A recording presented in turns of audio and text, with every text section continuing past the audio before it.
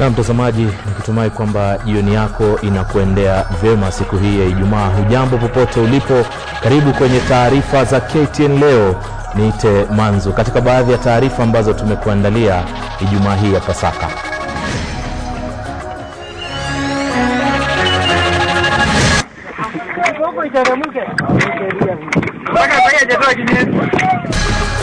Kamishna wa polisi asema maafisa waliohusika na unyanyasaji wa kijana wilaya ya Trans Nzoia kusimamishwa kazi.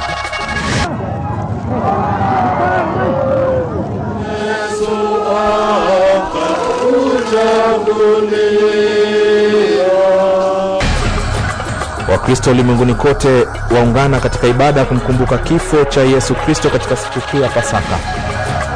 Rais wa Malawi afariki ghafla baada ya mshtuko wa moyo mjini Lilongwe. There is a problem of being seen to be indecisive. Tamkumbuka kwa sababu ya katiba. Baada ya utawala wa Rais Mwai Kibaki wa miaka 10 kukamilika, atakumbukwa vipi kisiasa?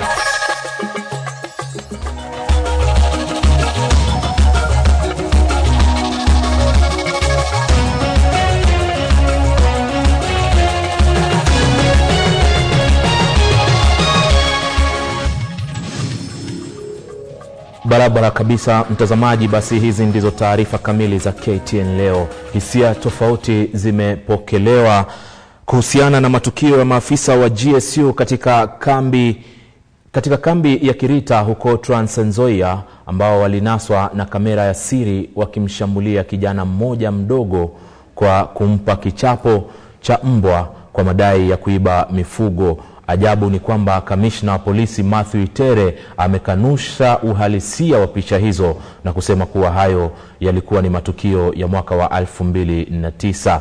Tunatahadharisha na picha hizi ambazo mwanahabari Muhammad Ali anatuarifu zaidi katika taarifa ambayo ameitayarisha.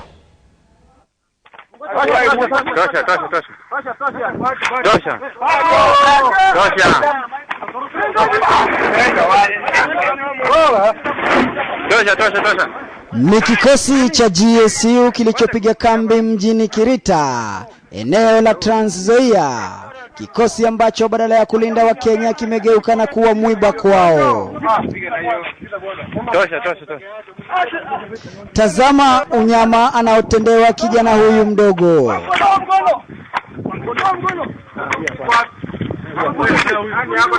Unyama unaokiuka haki za binadamu kupitia kichapo kikali. Kichapo kinachozidishwa hadi sehemu zake za siri kwa madai ya kuiba mifugo.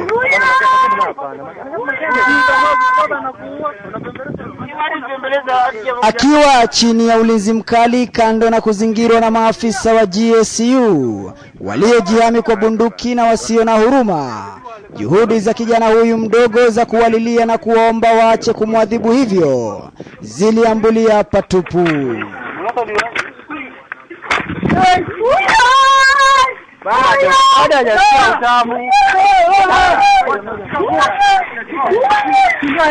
Afisa mmoja kwa jina la Maina, licha ya hata kuombwa na wenzake achane naye, alizidi kumshambulia pasi na huruma.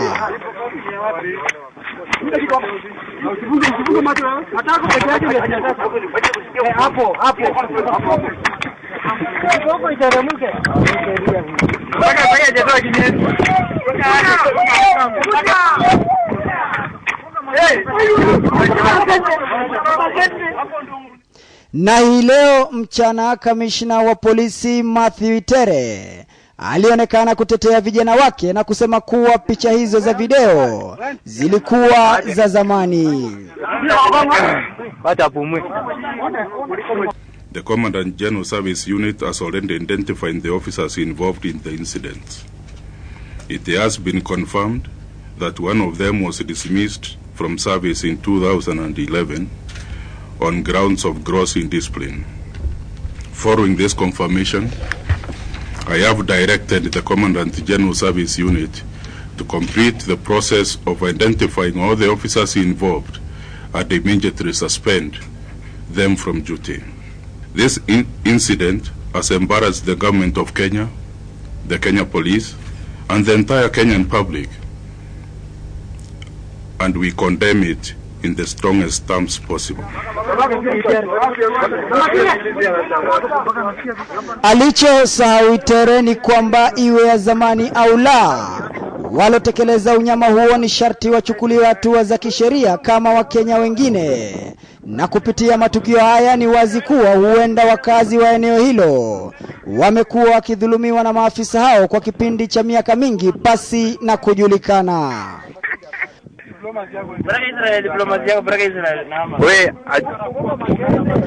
Kuzuia taswira hii ya ukoloni mamboleo ni sharti mabadiliko maksusi kufanywa ndani ya kikosi kizima cha usalama, hususan wakuu wa polisi walio na kasumba ya ukoloni na wasiotaka mabadiliko.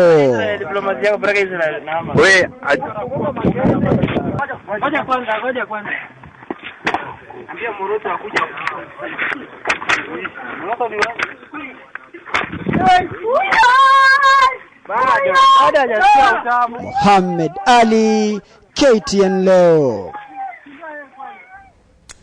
Bila shaka ni unyama ulioje huo kutoka kwa picha hizo ambazo zimenakiliwa kisiri. Tukiendelea na taarifa nyingine, mtazamaji, waumini wa dini ya Kikristo humu nchini waliungana na wenzao ulimwenguni kote na kwa kufika makanisani kusherekea siku kuu ya Ijumaa Njema. Ni siku kuu inayoashiria kumbukumbu za kusulubiwa kwa Yesu Kristo na baadaye kufa na kufufuka. Hiyo yani ni kulingana na imani ya Kikristo.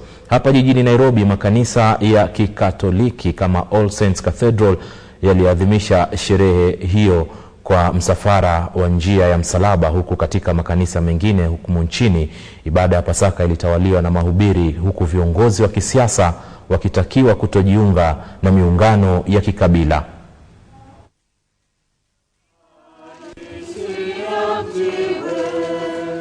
Kwa waumini kote nchini ilikuwa wakati wa kuabudu na kusherehekea Ijumaa Njema ambayo inaadhimisha kusulubiwa na kufa kwa Kristo. Misafara kama huu uliongozwa na kanisa la Holy Family Basilica ilikuwa kote nchini kwa makanisa.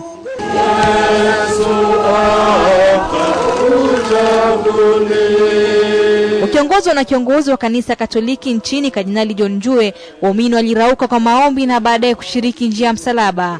Msafara huo kuonyesha mateso aliyopitia Kristo. Mmoja baada ya mwingine walipumzishana msalaba hadi mwendo wa saa 8 mchana kabla ya kufanya ibada kuu baadaye.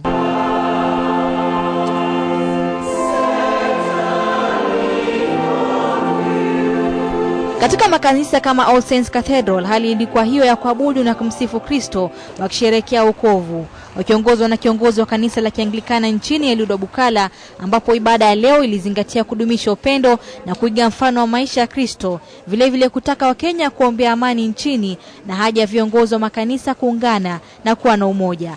Kando na kutoa usia kwa wanasiasa kutoshiriki ukabila. Ni siku ambayo Yesu kupitia kwa msalaba anatupa sisi wa Kristo nafasi ya kutubu dhambi na kupata msamaha mbele ya Mwenyezi Mungu.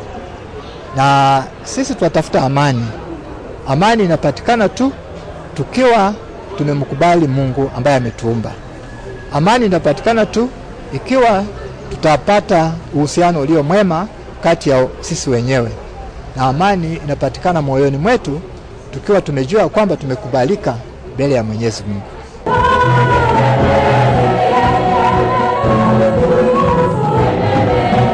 Ni ibada zilizotia fora katika makanisa mengineo. Kanisa la Nairobi Pentecostal NPC ilikuwa wakati wa kusifu na kusherekea, vile vile kuomba.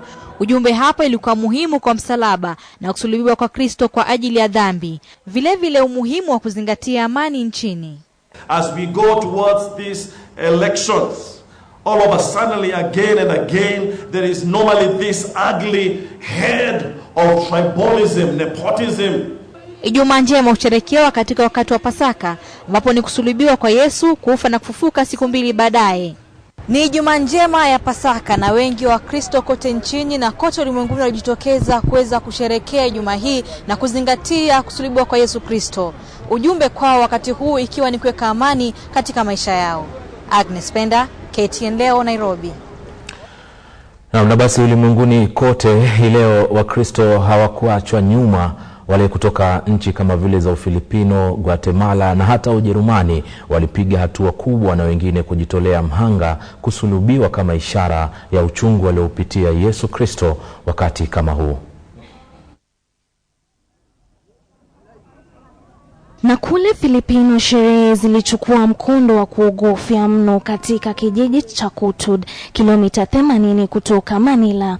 Kundi la waumini wa Kikatoliki walipigwa misumari ya nchi 2 kwenye mikono na miguu na kisha kusulubiwa msalabani, huku wengine wakichapa mijeledi kama ishara ya kutubu dhambi zao. Baada ya tambiko hizo, waliosulubiwa walishukishwa misalabani na kutibiwa papo hapo. Visa kama hivi sio geni Filipino, huku kanisa la Kikatoliki likitupilia mbali na kutaja kama utafsiri usiofaa wa imani za Kikristo. Mamia ya wenyeji na watalii walitazama tukio hilo kwa mshangao. 80% wa Wafilipino ni Wakristo wa Kikatoliki.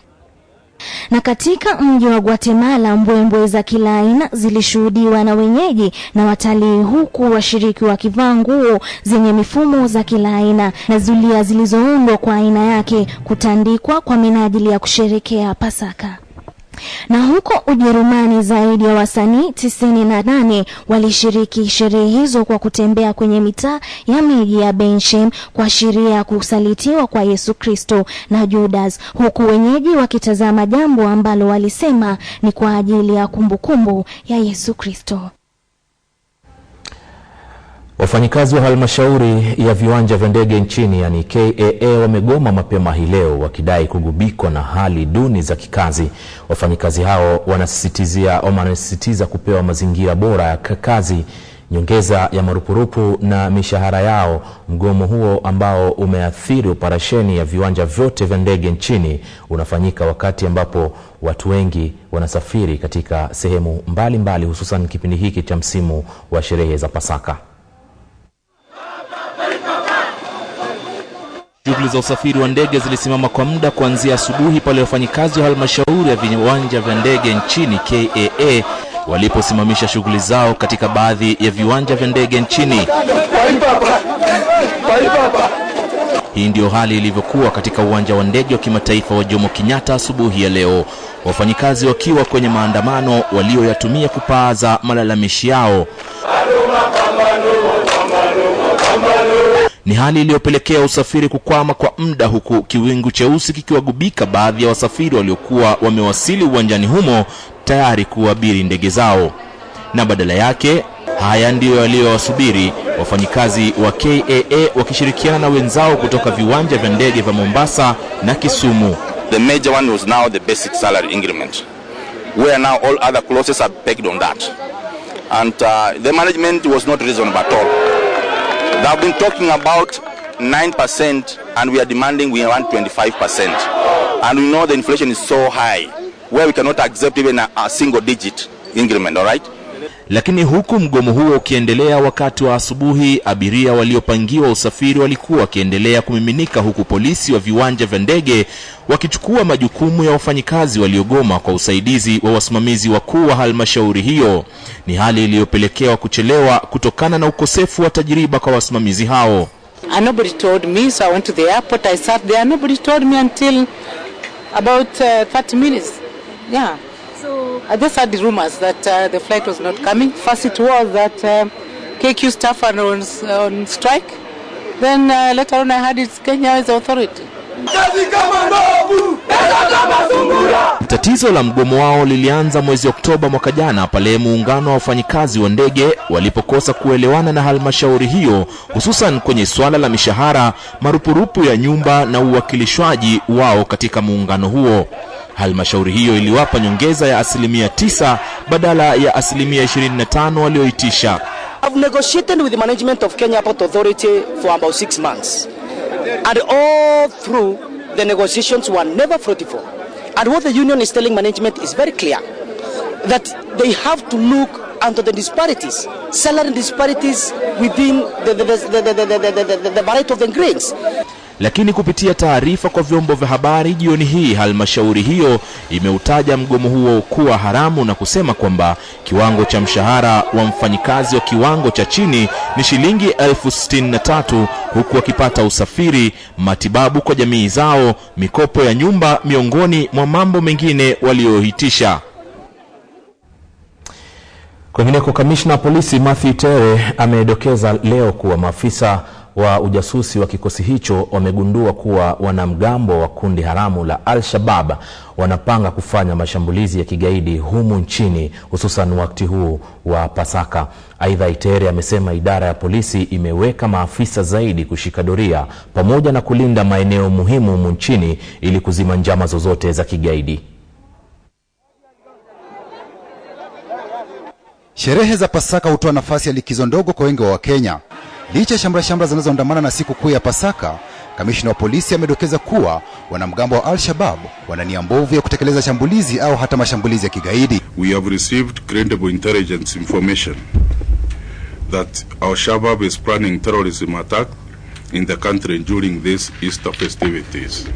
We have deployed additional officers and intensified surveillance patrols in all sensitive areas.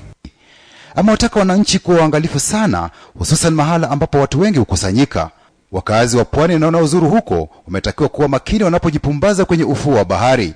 Maeneo mengine yanayostahili kupewa makali ya usalama ni sehemu za burudani, maeneo ya kuabudu kama vile kanisa na misikiti, pamoja na vituo vya kusafiri kwa wanaotumia magari ya umma. Naam, eneo la pwani, wasimamizi wa huduma za feri yafaa waongeze walinzi wa kukagua magari na abiria wanaotumia vivukio, licha ya kuwa baadhi ya safiri huenda wakalalama kwa kupoteza muda. I also wish to alert all persons charged with security in such areas to be keen on individuals normally perceived as innocent, including women, well-dressed people, and persons driving expensive motor vehicles. Kumekuwa na mashambulizi machache ya guruneti ambayo yamehusishwa na wanamgambo wa Al-Shabaab au wafuasi wake katika miji ya Garissa, Mandera na Wajir iliyoko mpakani mwa Kenya na Somalia. Visa kama hivyo vimeshuhudiwa katika jiji la Nairobi na Mombasa tangu majeshi yetu yaingie Somalia kusaka magaidi.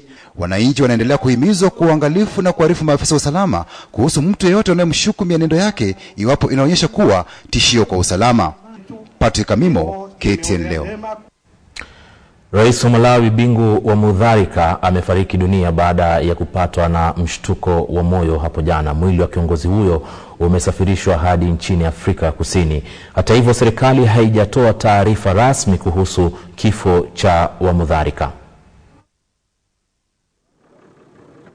Baada ya kuanguka na kupatwa na mshtuko wa moyo na kukimbizwa hospitalini akiwa katika hali mahututi, rais wa Malawi Bingu wa Mutharika ameaga dunia. Licha ya serikali ya nchi hiyo kutotoa taarifa rasmi kuhusu kifo cha wa Mutharika, mmoja wa madaktari waliokuwa wakimhudumia kiongozi huyo aliliambia shirika moja la utangazaji kuwa Mutharika alikufa baada ya moyo wake kusimama. Rubaa za serikali zimenukuliwa zikisema kwamba maiti ya rais huyo imesafirishwa hadi Afrika Kusini, huku maafisa wakitafakari hali ya sasa. Huku hayo yakijiri, wadadisi wameonya kifo cha rais huyo huenda kikazua mgogoro wa uongozi. Bingu wa Mutharika mwenye umri wa miaka 78 aliingia madarakani mwaka 2004 kabla ya kuchaguliwa tena mwaka 2009. Lakini katika siku za karibuni wakosoaji wake wamemlaumu kwa kuegemea sera za kiimla. Katiba ya taifa inampa uwezo makamu wa rais Joyce Banda kuongoza kwa namna moja au nyingine, licha ya chama tawala cha DPP kumteua kakake rais Peter Mutharika, ambaye pia ni waziri wa mambo ya nje, kuwa mgombea wake wa urais wa nchi hiyo. Bingu wa Mutharika atakumbukwa kwa kuwakera wafadhili wa kigeni, hasa baada ya kumfukuza balozi wa Uingereza Fergus Cochrane Date, na vile msimamo wake mkali kuhusiana na vita dhidi ya uhusiano wa kimapenzi kati ya watu wa jinsia moja, iwe ni wasagaji au ushoga. Uingereza ilijibu kwa kumtimua balozi wa Malawi mjini London na kusimamisha msaada wake. Muhammad Ali, KTN leo. Kwingineko mtazamaji, mtu mmoja ameaga dunia baada ya kuta za timbo la mawe kumporomokea na kumzika. Mtu huyo kwa jina la Ismail Agwaro alikuwa akijitayarisha kumalizia kazi yake ya kuchimba mawe, ndiposa kisa hicho kilipotokea, na wenzake wawili ambao walikuwa wanachimba mawe pamoja walibahatika kuwa hai, kwani walikuwa tu wametoka ndani ya timbo hili, ndiposa tukio hilo likafanyika. Tukio hilo limekujia wakati ambapo mvua kubwa imeripotiwa kunyesha eneo hilo. Mkewe mwenda zake Mary Kagea amedokeza kuwa mumewe alikuwa amerejelea kazi hiyo ya kuchimbua mawe kwa minajili ya kutafuta fedha za kuwasaidia kununua mbegu za kupanda. Kwa sasa shughuli ya kuchimba mawe hususan katika eneo hilo zimesimamishwa kutokana na mvua ambayo inaendelea kunyesha kwa sasa. Mtazamaji, unaendelea kutazama taarifa za KTN leo. Hebu sasa tupate kamusi ya leo, alafu taarifa zaidi zitakuja kwenye muda usiokuwa mrefu. Kwenye kamusi ya leo tunaangazia neno sinia. Sinia ni sahani kubwa ya mviringo inayotengenezwa kwa bati. Mfano kwenye sentensi, mama hupenda kupakua pilau kwa sinia ili tule wote pamoja.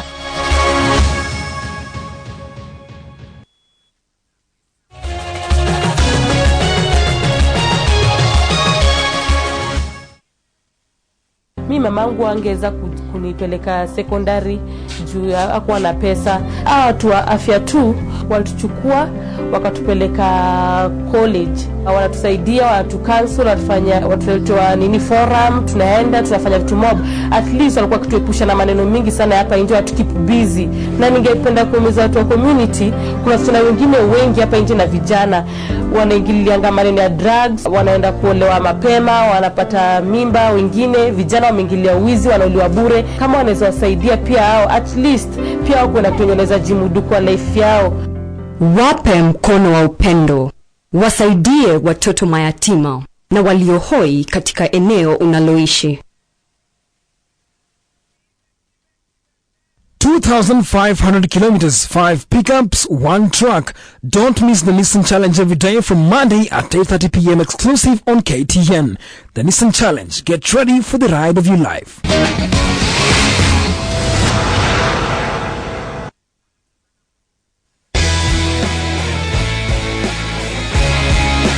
Healthy living with Winsun Sunflower Oil. Good nutrition during pregnancy, and enough of it, is very important for your baby to grow and develop. Although nausea and vomiting during the first few months of pregnancy can make this difficult, try to eat a well-balanced diet and take prenatal vitamins. Choose foods high in fiber that are enriched, such as whole grain breads, cereals, pasta, rice, fruits and vegetables. Eat and drink at least 4 servings of dairy products and calcium-rich foods a day to help ensure that you are getting 1,000 to 1,300 milligrams of calcium in your daily diet during pregnancy. Keeping active will also help to prepare you for the birth by strengthening the muscles of the pelvic floor, which come under great strain during pregnancy and childbirth. Get your natural sunflower oil today with Winsun Sunflower Oil. Winsun Sunflower Oil, nature's healthy way. Kati ya maji yote ninayoteka kwa matumizi nyumbani, kuna yale yanayofika kwenye kinywa cha mtoto wangu. Na hapo kuna lile tone moja ambalo laweza kuwa na wadudu wasioweza kuonekana na macho, linaloweza kumfanya mtoto wangu kugonjeka. tone moja ambalo laweza hata kumuua mtoto wangu, na siwezi kama kukubali jambo hili kutendeka. Ndio maana mimi hutibu maji yote ya jamii yangu na water, ili kila tone la maji ambalo mtoto wangu atakunywa litamweka kwa hali ya afya na furaha, na kumweka kwa hali ya utulivu. Linda kila tone na water kwa maji safi ya kunywa.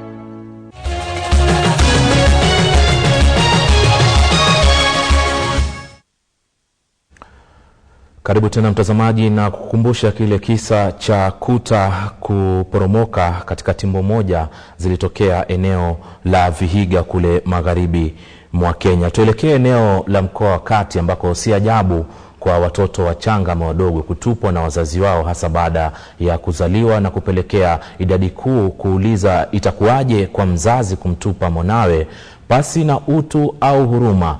Lakini kwenye nyumba moja ya watoto katika kaunti ya Nyeri, KTN ilikutana na watoto wachanga ambao wametupwa na wazazi wao na vile vile kuokolewa na wasamaria wema kabla ya kujipata mikononi mwa walezi wa kituo hicho kipya. Katika msimu huu wa Pasaka, basi kama jamii ni jukumu letu kuelekeza mkono wa huruma na mapenzi kwa wanao uhitaji zaidi kama watoto hao ambao huwa wametupwa na wazazi wao. Mwanahabari wetu Carol Nderi anatuletea taarifa hii kutoka kaunti ya Nyeri.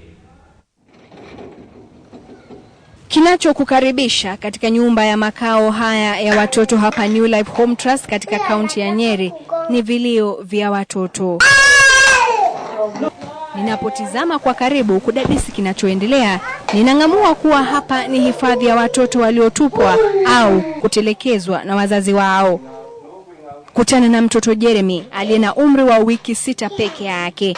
Mtoto mchanga zaidi hapa aliyookotwa nje ya hospitali ya Kembembe, Mwea, kaunti ya Kirinyaga kabla ya kuokotwa na msamaria mwema.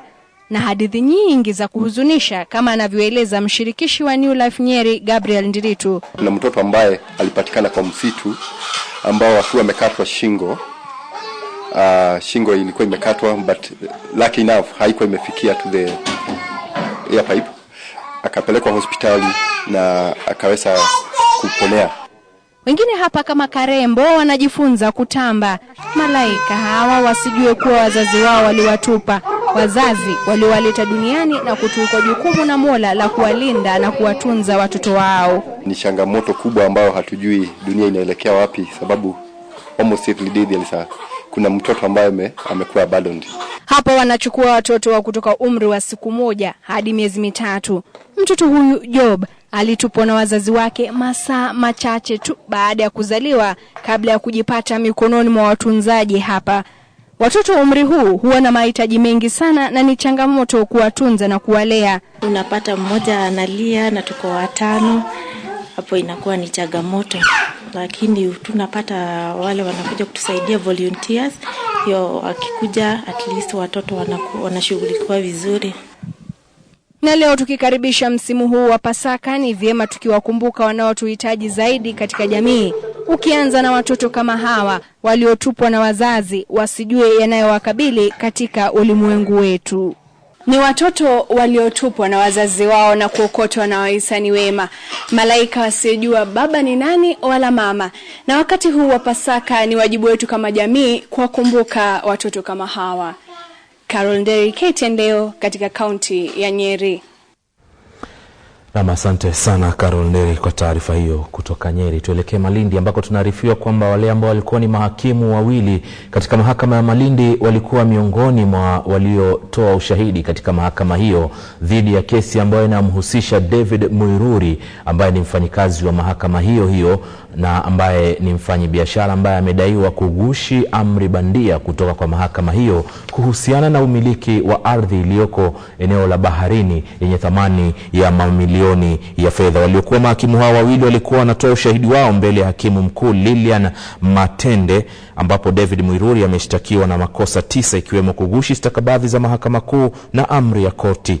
Mshtakiwa Muiruri alikanusha madai hayo na kuachiliwa kwa dhamana ya shilingi 100,000. Ilikuwa ni muhimu kwa waliokuwa mahakimu hao Joyce Manyasi na Daniel Ogembo kutoa ushahidi wao kama amri ya maalum ambayo ilikuwa imetolewa. Mtazamaji, Napumzika kidogo, lakini kwenye muda usiokuwa mrefu taarifa za biashara vile vile zitakujia, kwa hiyo usiende. Taarifa za michezo, kumradhi, leo ni siku ya Ijumaa na ni siku kuu, hatuna mambo ya biashara, lakini taarifa za michezo nitakuletea kwenye muda usiokuwa mrefu. Bila kusahau, ikiwa leo ni siku ya Ijumaa, tumekuandalia makala maalum ya siasa, kwa hiyo usiende mbali. Tutafute nafasi ya kuwa tukubalike mbele ya Mungu, tupendane, lakini tusiweke mikusanyiko mbalimbali ambayo huwa inaibuka wakati wa kura. Tuweke fikra zetu kwa hayo, kwa sababu yatatugawanya. Tutoe ubinafsi ambao tunauweka